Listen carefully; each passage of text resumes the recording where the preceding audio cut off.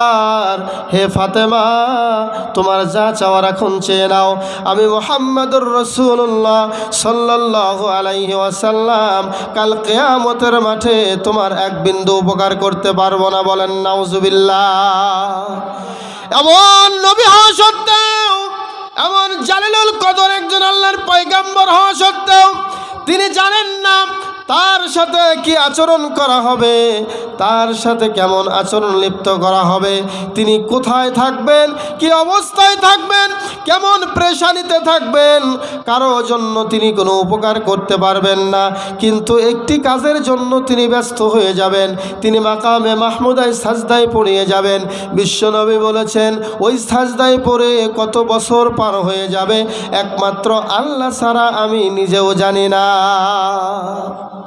সাজদায় পড়ে বলবো উম্মতি উম্মতি, আল্লাহ আল্লাহ আমার উম্মত আমার উম্মত, আল্লাহ আমার উম্মতকে আমি আজকে বাঁচাতে চাই।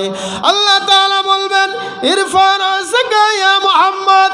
সহিহ বুখারীর বর্ণনা, বিশ্বনবীকে বলা হবে, আল্লাহ বলবেন হে মুহাম্মদ সাল্লাল্লাহু আলাইহি ওয়াসাল্লাম, তুমি তোমার মাথা উঠাও। ওয়াসফা তুশাফা, তুমি সুপারিশ করো, তোমার সুপারিশ কবুল করা হবে। ওয়াসআল তুতা, তুমি চাও তোমাকে দেওয়া হবে। তুমি আর মাকামে মাহমুদায় পড়ে সাজদা করো না, তোমার যা চাওয়া আমি আল্লাহ তোমাকে দিয়ে দেব। বলেন সুবহানাল্লাহ। আমার ভাইরা, একজন নবী জানেন না কাল কিয়ামতের মাঠে তার উম্মতের জন্য তিনি কোথায় কি করবেন, কি ব্যস্ত হয়ে থাকবেন, নিজে কোনো গ্যারান্টি দিতে পারেন না।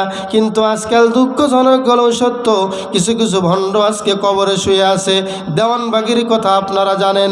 এই দেওয়ানবাগি নিজের পায়ে সাজদা করাই তো মুরিদদের। বলেন ঠিক না বা ঠিক? ওরে ও ভণ্ড বাবা, ওরে ও খাজা বাবা, রোজ হাসরে দেখবে তোমার কোন বাবা। ঠিক না বা ঠিক? ওরে ও খাজা বাবা, ওরে ও ভণ্ড বাবা, রোজ হাসরে দেখবে তোমার কোন বাবা। কোরআনের ধার ধার নাম, কোরআনের ধার ধার নাম, মাজারেতে গাঁজা খায়। ঠিক না বা ঠিক? কোরআনের ধার ধারে নাম, মাজারেতে গাঁজা খায়। লম্বা লম্বা চুল রেখেছে, শিকল পরা সারা গায়। আছে নাকি নাই? মোসে ঢেকেছে মুখ, মোসে ঢেকেছে মুখ, চেনা যায় না কি কারবার। ওরে ও ভণ্ড বাবা, ওরে ও খাজা বাবা, রোজ হাসরে দেখবে তোমার কোন বাবা।